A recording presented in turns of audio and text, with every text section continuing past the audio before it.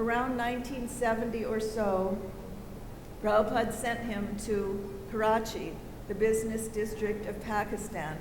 One day he was wandering around and visited a Hindu colony there. He visited many houses and enlivened the people of that colony, and they took several photos of him.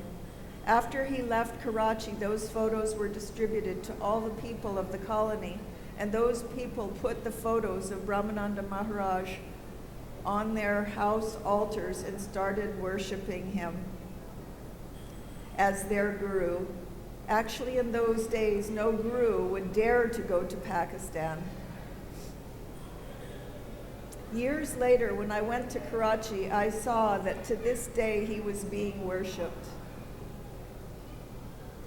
by the people of those communities as their guru. Slowly over the years, the city of Karachi was being transformed. Because of his faith in Srila Prabhupada and his purity, the city of Karachi was blessed by his visit there, and now it is a place considered nice for Hindus. And that's by the mercy of Srila Prabhupada, and as Gargamundi said, through the mouth and hands of Sriman Brahmananda Maharaj.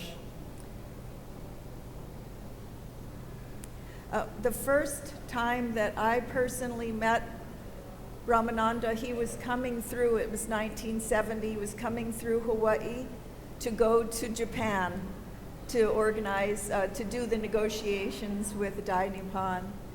And he would come out on Harinam Sankirtan with us, and he took wonderful photos. And those photos were put into a Back to Godhead magazine article about the Hawaiian Yatra. Generally, we didn't have a lot. I came from the Hawaii temple, and we didn't have a lot of big devotees coming through there. So when a big devotee came through, it was really important to us. So he made an enormous impression on my little self. Again, he came. Prabhupada sent him many times to Hawaii to clean up disasters. I won't name names because those great devotees make mistakes. But he came at one point when there was, the very first Govinda's restaurant was in Hawaii. And because Hawaii is a little bit remote, sometimes the leadership falls into Maya. So Srila Prabhupada would send Brahmananda Maharaj to clean up the mess. So we had the first Govindas, and the leadership somehow thought it was theirs, and when they left, they were trying to take it with them. So Prabhupada sent Brahmananda Maharaj to bring that Govinda's restaurant back to Srila Prabhupada. And on another occasion, there was actually a great devotee from Mumbai who became temple president in Hawaii. And he was a really good accountant. And he also, because of the remoteness of Hawaii, he fell into Maya, and Prabhupada had to send Brahmananda Maharaj to save Hawaii again. And also try to preach to this devotee to return the money that he had cleverly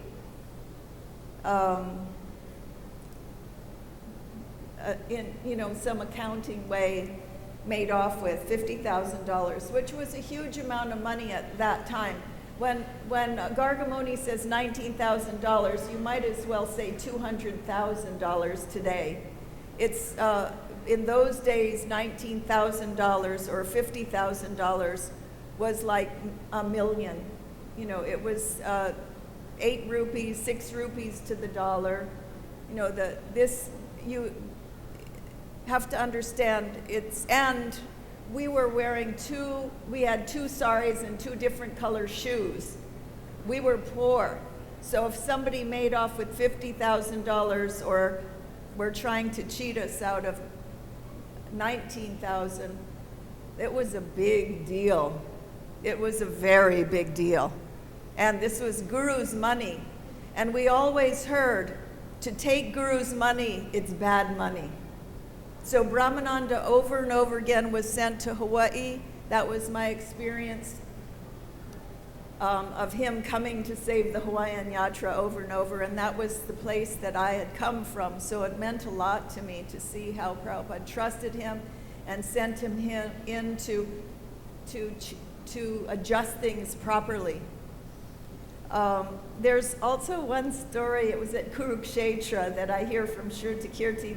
They were at a big pandal, and it was really, really hot. And there was like a fast-moving creek nearby, almost like a drainage ditch. And so they decided to take a dip. Brahmananda and Shruta Kirti decided to take a dip in this drainage ditch to cool down because it was 120 degrees out, unbelievably hot. And somehow or other, the water was very rushing and dangerous, and Brahmananda got caught in this one spot, and he couldn't get out. And Brahmananda's a big man. He's always been a very powerful, large personality. So he was saying Shruta, because Shruta he was much slimmer, so he had been swished down the drainage ditch, and he climbed out right before it dropped like 50 feet, and they would have plummeted to their death. And somehow he climbed out right before that drop-off point. So Shruta was saying, cheering him, now come, just let go and come to here and climb up really fast here. And Brahmananda was saying, no, you catch me. You know, it was a very tense time of death, scary, exciting, like live or die moment. And suffice it to say, Krishna wanted him to stay with us a lot longer. Shruta was terrified that Brahmananda would come plummeting down and they would both drop off. So he and Brahmananda were having a very intense emotional negotiation about, no, you're strong, you just let go and come. And Brahmananda climbed out all by himself, safe and sound, to enliven us all with Prabhupada Ras, and the bhava of Srila Prabhupada that he had was so epic. And every time he shared it, it was epic. And we are going to miss him so much. I'm glad that he went here in Vrindavan to Prabhupada, but selfishly in my heart, I'm very, very sad. Hare Krishna. HG Brahmananda Prabhu ki. So first we'd like to thank Aditya Mataji for reminding us of Brahmananda's preaching in Pakistan. I've been there, there's still people who remember him. In fact, our own Sarvabhauma, he met Brahmananda Gargamuni there, and he was so impressed. These two Americans are doing the work. I'm born in a Brahmin family, but they're actually doing my work. What am I doing? Now you see how inspired by them, he's become such a great preacher. Then we'd like to thank Kusa Mataji for wonderfully describing how Brahmananda Maharaj again and again saved the Hawaiian Yatra, and for this exciting story of Prabhupada saving Brahmananda from near death in Kurukshetra. So next I'd like to ask one devotee who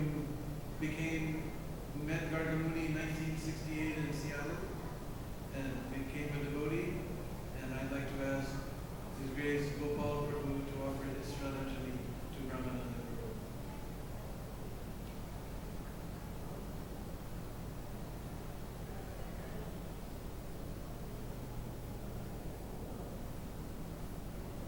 Namo Vishnuvedaya Krishna Prasthaya Bhutale Srimati Bhaktivedanta Swami Janamane Namaste Saraswati Devi Gaurvani Pacharane Nirvasesha Sunyavadi Askati Desadana.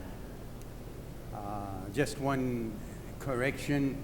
I didn't meet Gargamuni in Seattle in 1968. He had just left. The temple was just brand new temple, and I think at that time that made the 7th temple in ISKCON. And for that grand opening of the temple, Srila Prabhupada was also there. So I missed seeing Srila Prabhupada at that time. But later, due to my good fortune, I had many encounters with Gargamuni Prabhu and also Brahmananda Prabhu.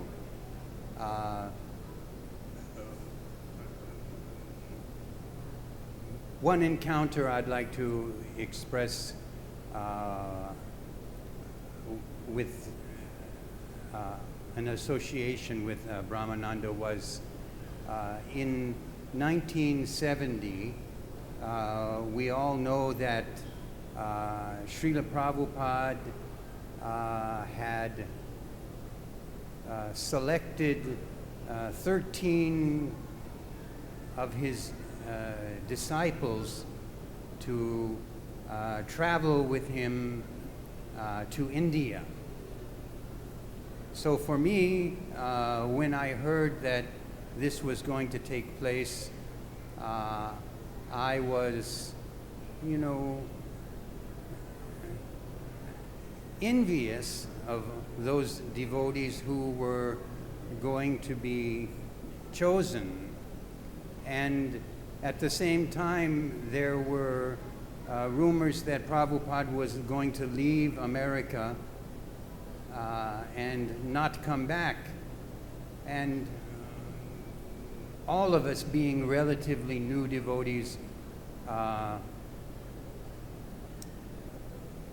didn't know what to do without Srila Prabhupada being there for us and to guide us.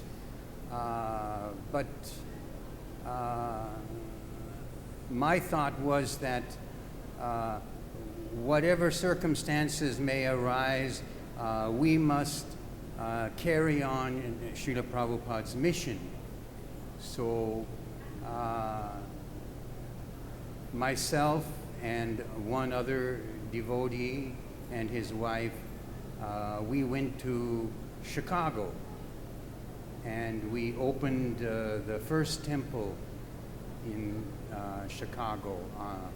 It was an upstairs loft on Halstead Street, which was, of course, like most of our temples, was in the poorer part of the town because we had no money. ISKCON was not like it is today, where there's crores and millions of dollars. We had nothing. Still saddened by the news that Srila Prabhupada was leaving America and going back to India. Many devotees thought forever, never again to return back to the United States. I was saddened, but determined to carry on Srila Prabhupada's mission. But to my great surprise and to my good fortune, I received a phone call telling me that I was one of the devotees chosen to go to India with Srila Prabhupada. And I should go to New York and meet up with the other devotees who were also going to go to India.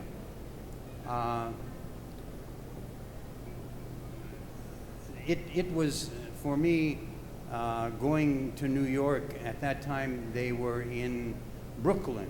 They had the temple in Brooklyn, and it was a huge building coming from humble temples such as Seattle, which was on Roosevelt Street. It was a yellow-colored house where we had 4 devotees going to a temple where there were 25 or 30 devotees. But as a new devotee coming to the temple for the first time, and immediately deciding that this is what I wanted, and I told them on my very first visit that I was never going to leave. So the following morning, they gave me a set of Srimad Bhagavatams, the 3 books that Srila Prabhupada had printed in India and had brought with him to America.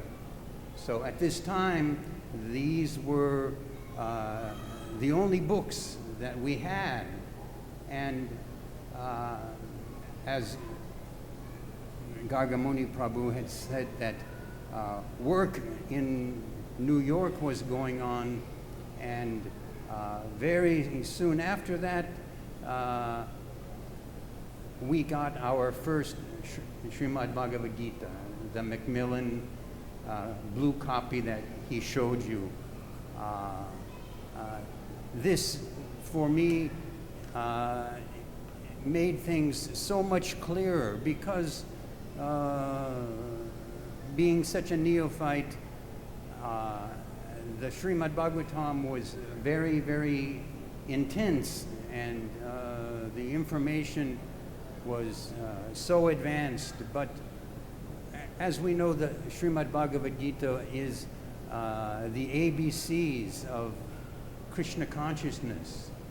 And knowing that devotees in New York, for us devotees from smaller temples in different parts of the United States, they were like demigods, because they had such intimate association with Srila Prabhupada from the very beginning. They were there when the doors first opened, especially devotees like Brahmananda.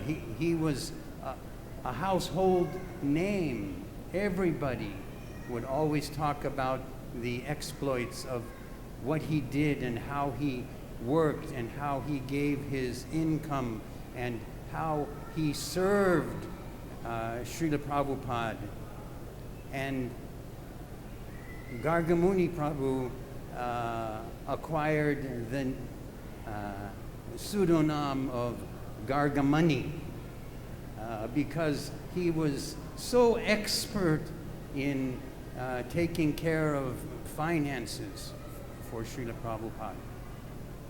So when our party of devotees arrived in India, the 13 of us,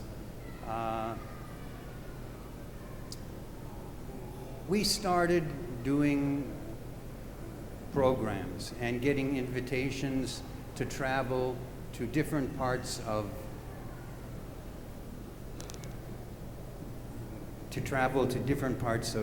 India for programs.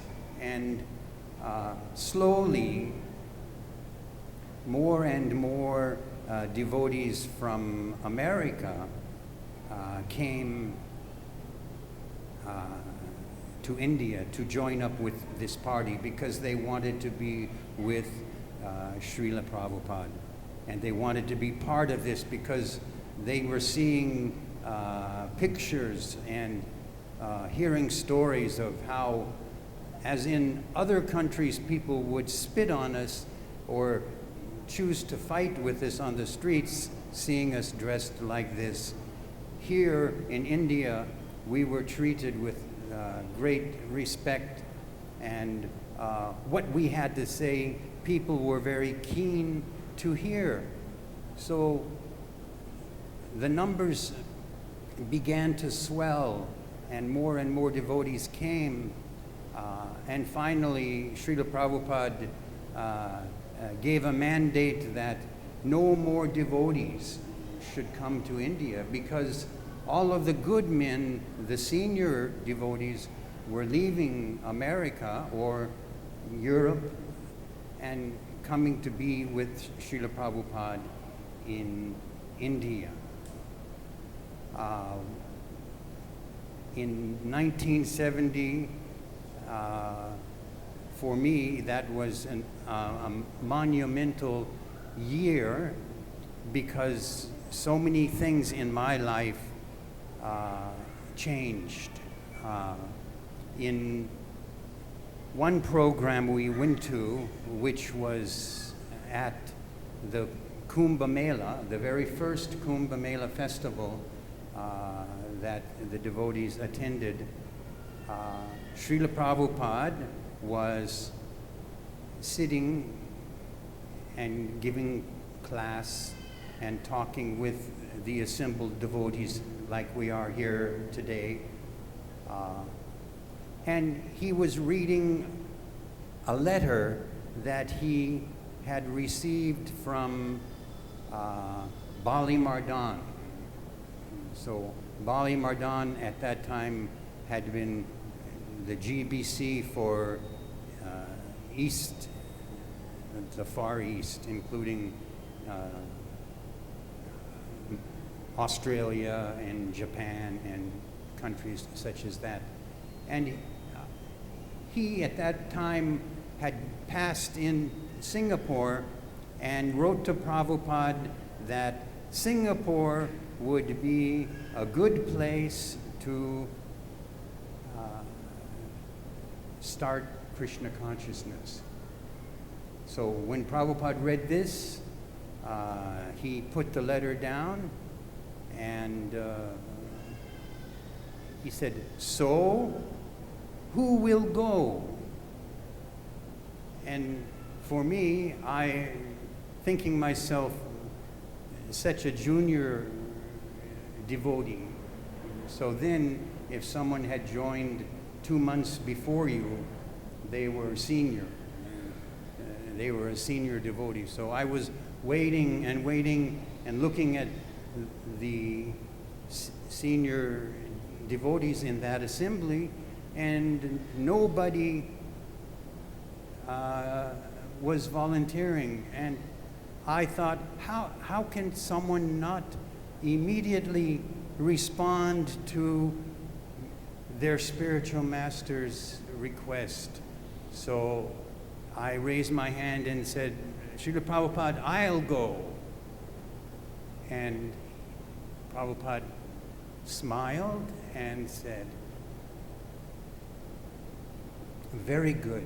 You will leave immediately." So then, at that moment, I believe ISKCON truly became an international society. One other devotee raised his hand and says, "Srila Prabhupada, I want to go to Tehran." And another devotee says, "I want to go to Italy." And then perhaps a few other devotees volunteered to go to different countries. And then Srila Prabhupada said, "Yes, and Brahmananda, you will go to Africa." And he pointed to Sriman Brahmananda Prabhu. But we know that Lord Chaitanya predicted that in every town and village, the holy name will be known and will be chanted.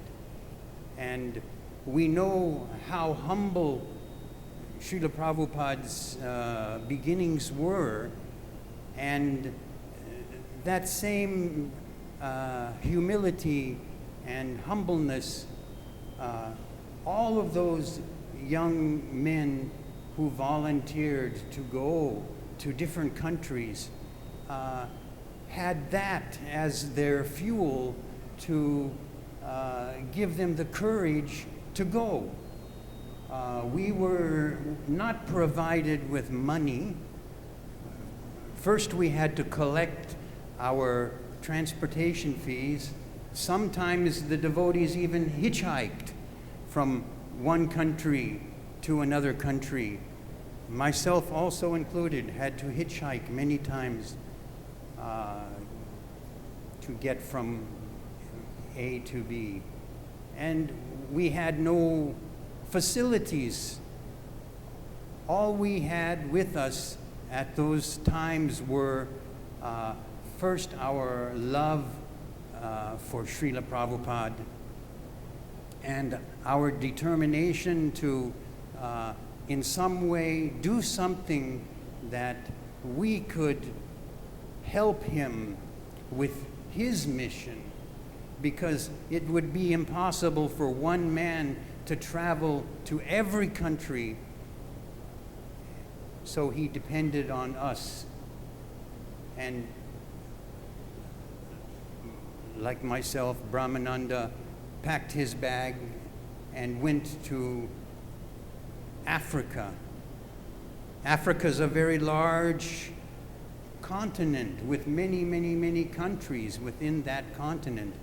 And only one man had the responsibility to make that country Krishna conscious. Just like when Srila Prabhupada came to America, one man took it upon himself to make all of America Krishna conscious. So we know that Lord Chaitanya predicted that the holy name of the Lord will be chanted and known in every town and village. So this must continue.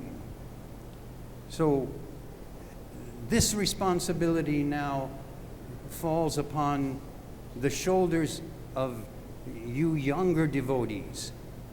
So even within 10 miles from here, there is a village, there is a town, but there are no devotees. So who here amongst all of you would be willing to go to that town with nothing in your pocket? All you're allowed to take is your Srimad Bhagavad Gita and your japa beads and one pair of kartals, and go there without knowing anyone, without having a place to stay, and with not one paisa in your pocket. Preach. Anybody? Let me see your show of hands. Nobody. So how is this going to happen, that Lord Chaitanya's mission will be spoken and sung in every town and village if we don't take it upon ourselves to do this?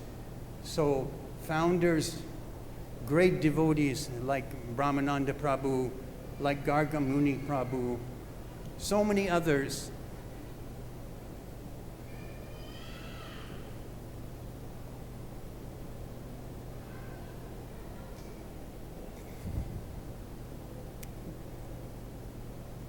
they had one ambition, and that was to satisfy Srila Prabhupada.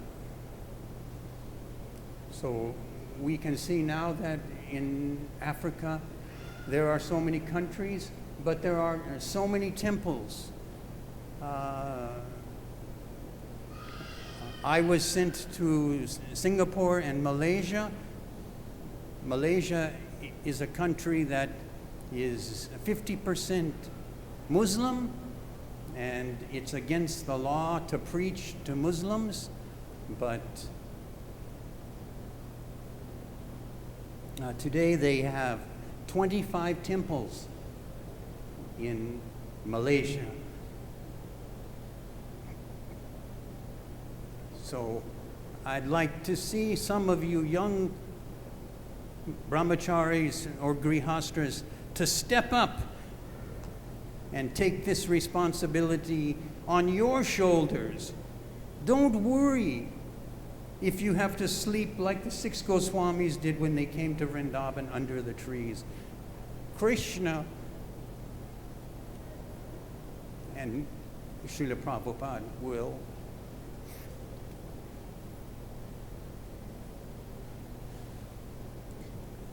give you the strength to be successful.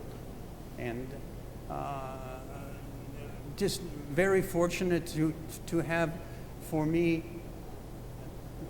persons like Brahmananda Prabhu and Garga Muni Prabhu, who I looked up to from afar and became so happy when I finally had the chance to meet them. So, thank you very much. HG Brahmananda Prabhu ki. So we'd like to thank Gopal Prabhu for wonderfully reminding us of Brahmananda's preaching in Africa. He left on a boat. He didn't even go by Kenyan Airways. He went on a boat, 12 days, it was take 8. The sea was so rough. It took 8 days, 12 days to get across. Then they wouldn't let him into the country because they didn't have a ticket back. And all they had was $20. They had to give even that $20 to somebody. They had to bribe somebody to go send a letter to Bombay to send them a ticket. Then that ticket was third class. The government still wouldn't let them in with a third class ticket.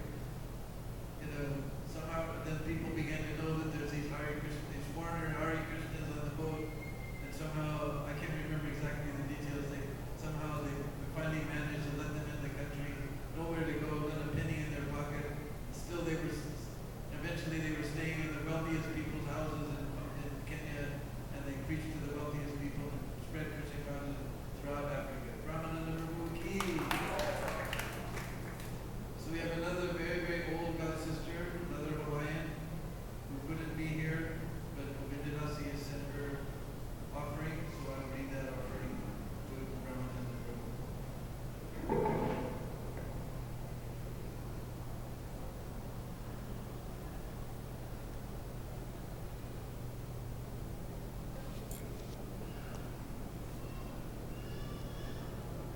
Dear devotees, please accept my humble obeisances. All glories to our beloved Srila Prabhupada. It is with great sadness that I have heard the news of our beloved godbrother Brahmananda Prabhu. There was a sobbing message on my voicemail from Kosha Rupa, and the rest of my day was spent in bereavement. Brahmananda is a very great soul.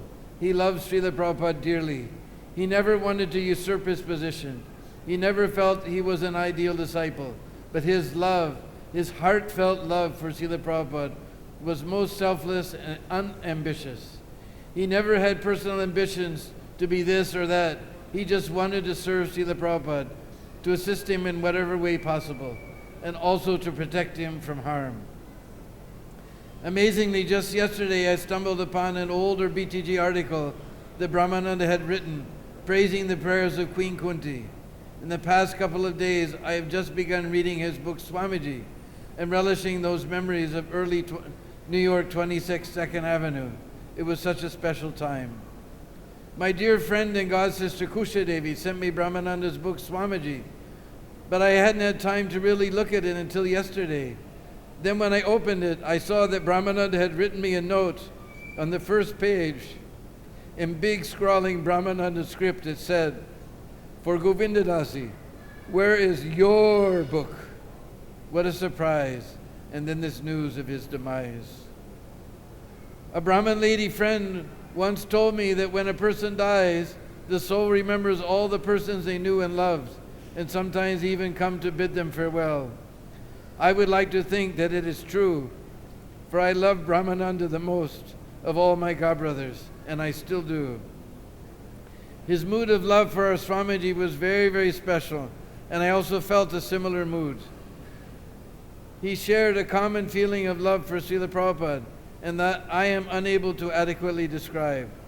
I reflect on those sweet times in early 1967 in New York, when he sat around Swamiji's room every evening, relishing his talks about Krishna and just about everything under the sun.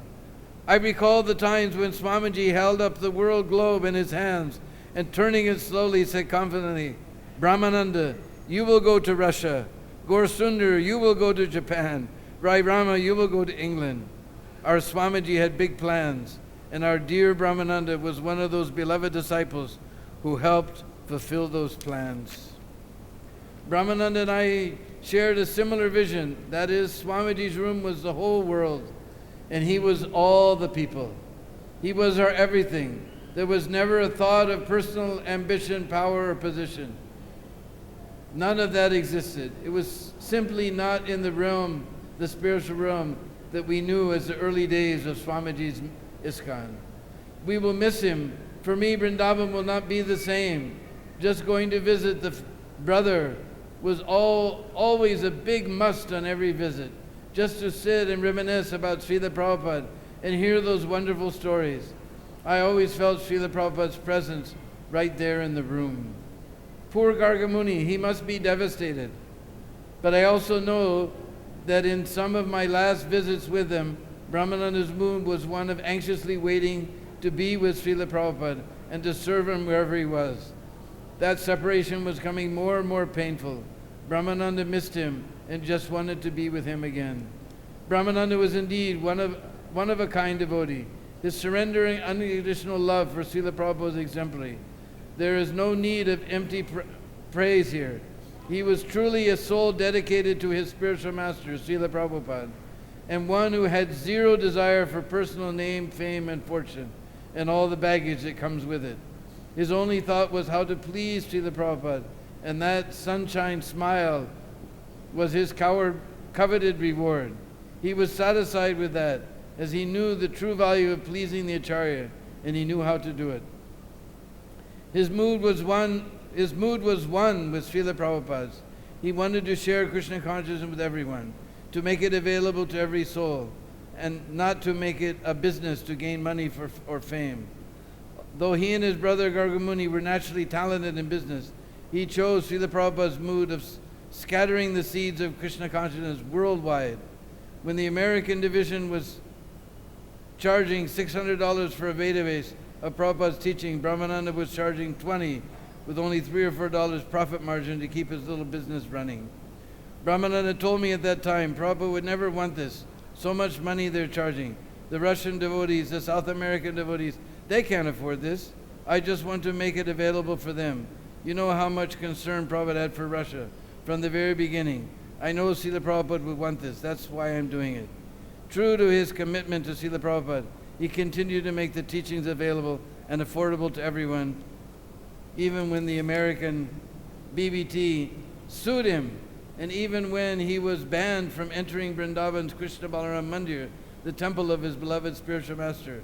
Still, he continued to do what Srila Prabhupada wanted, to make the teachings of Krishna consciousness available to everyone. For this also, he is to be seen as a hero, one that remained faithful to Prabhupada in spite of passing whims of politics. Brahmananda had a protective mood of Srila Prabhupada, and this is what I most appreciated. I had a similar mood, almost a nurturing, motherly mood, yet he was a huge mountain of a man, entirely capable of downing any aggressor. One story goes that an aggressor moved toward Prabhupada, and Prabhupada calmly pointed to Brahmananda and said, "This man will kill you if I ask him to." And Brahmananda would have, almost assuredly. He would have given his life to protect Srila Prabhupada. And in fact, he did give his life in his continued service to Srila Prabhupada. And from the very moment he met him, to the very last day of his life. Even if there sometimes appears to be mistakes or deviations in the lifetime of such great devotees, I personally believe these should be viewed as instructional for all those who come later. We learn from the lives of such dedicated devotees and to receive their blessings.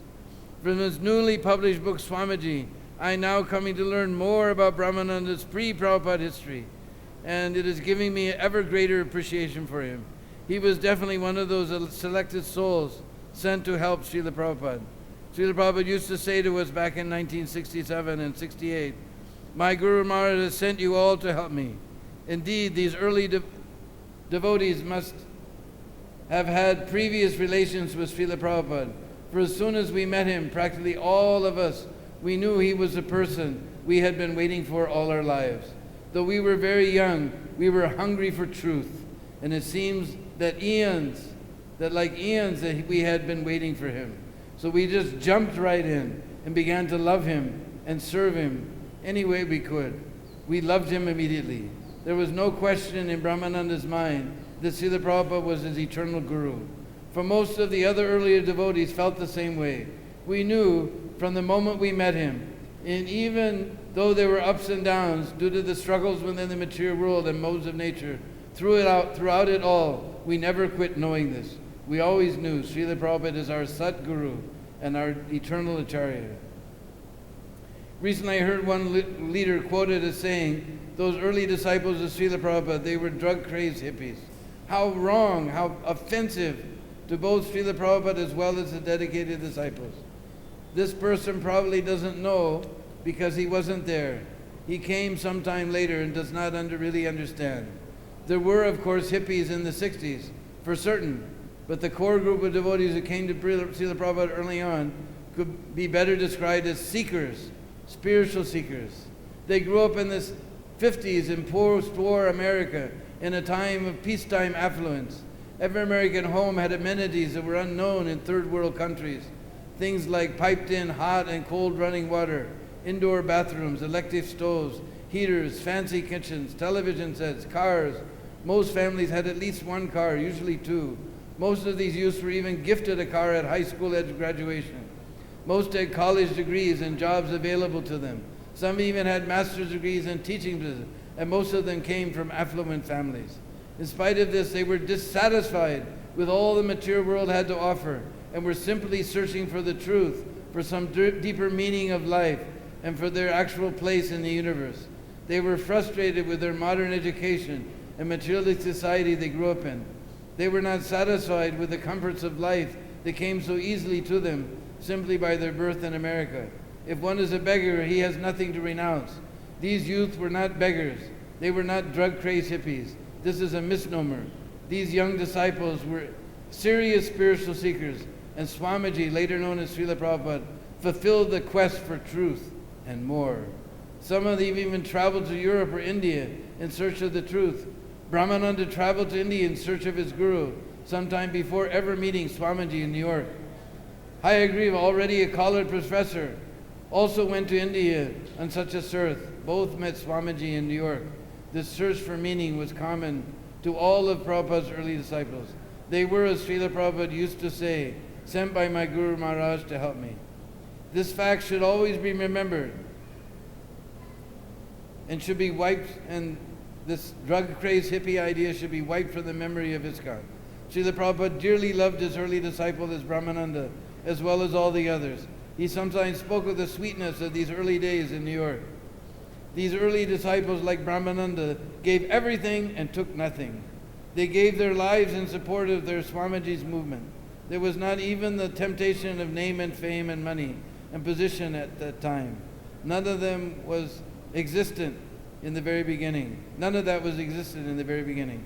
Some were tempted later on, but not disciples like Brahmananda. Brahmananda was in a class of his own. He always kept Srila Prabhupada as his topmost hero and never tried to become a hero himself. And that fact has made him the greatest hero. Brahmananda always thought of Prabhupada day and night and contemplated how to please him. So let us somehow follow in the footsteps of such a great soul and never forget his example. This is the essence of the path of bhakti. I am so very glad that Brahmananda was able to leave this world in the holy Dham. That's what he wanted, and that is what Prabhupada wanted. May we all be so fortunate. Srila Prabhupada's disciples are leaving one after another, and in a few years none of us will be here. My only hope is that in the future, the youth, the second and third generations will step up to the plate and unravel all the knots in Srila Prabhupada's legacy. I pray that the third generation, along with their guardians and second generation, will find a way to reinstate the original glory of Srila Prabhupada's ISKCON in his mood and love and trust. To do this, they have to look to the service mood of such great soul as Brahmananda, for he has served Srila Prabhupada with loving devotion, free from the poison of pratista and pride. And in this way, the original beauty of Krishna consciousness that filled Srila Prabhupada's early ISKCON will again become prominent in the minds and hearts of devotees all over the world. That will be the glorious revival of Lord Chaitanya's movement, the saving grace of Kali Yuga. Sri Brahmananda Prabhu ki. So we'd like to thank Govinda Dasi for her very touching memories of Brahmananda, how he was the emblem of selfless service to Srila Prabhupada. So next, I'd like to ask Banabhata Prabhu. You don't want to speak? Then Manjari, you want to speak something? Then I'll ask Manjari to offer her Shraddhanjali for Brahmananda Prabhu.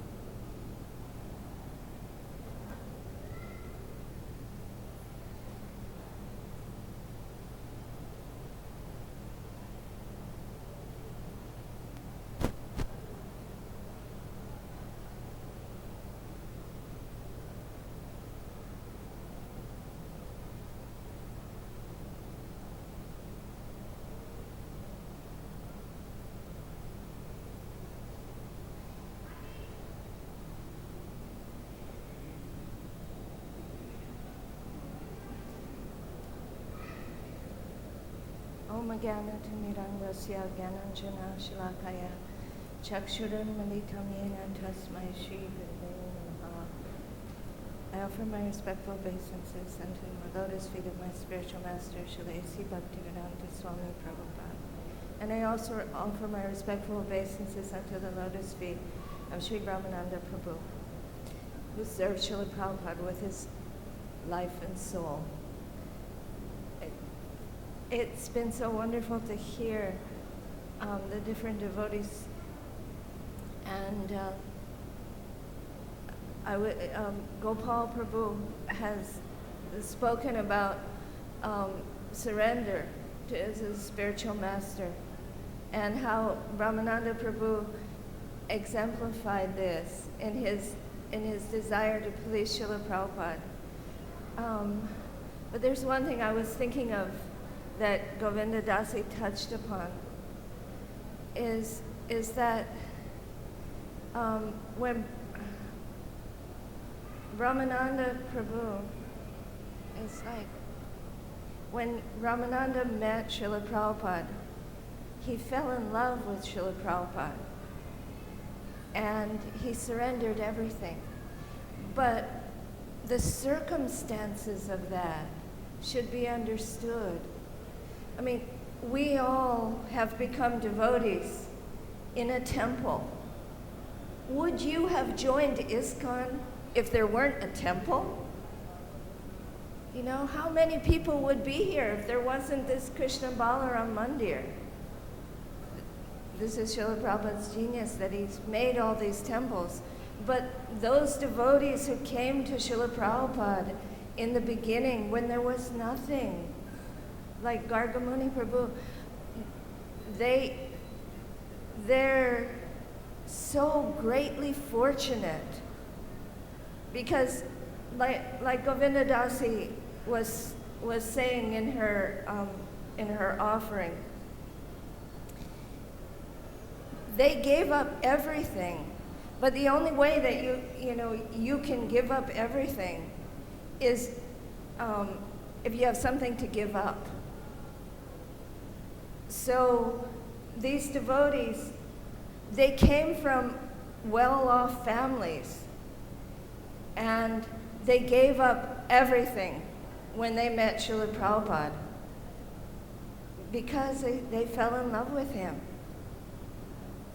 And Brahmananda is such an amazing example. I think for me, Brahmananda Prabhu exemplifies this. When Brahmananda came to Srila Prabhupada had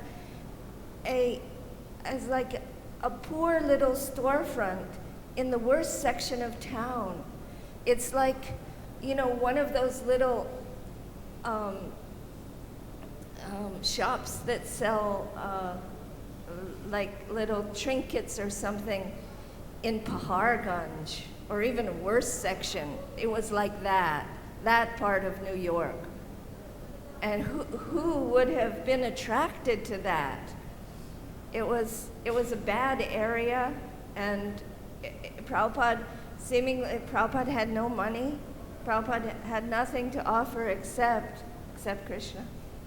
But who could recognize that and understand that this is a jewel, and I should give my life for this person? Only a very special person, only somebody who's Srila Prabhupada's eternal associate.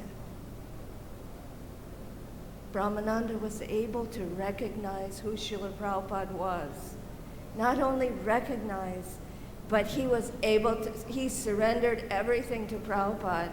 He gave his entire check, not only his entire paycheck, but his entire life. And not only that,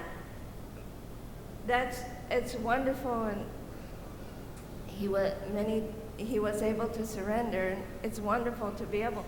But in addition to that, he used all of his intelligence, his forcefulness, his entire personality was used for Srila Prabhupada. His maturity, his position, all of that he was able to use for Srila Prabhupada. It's like many of us became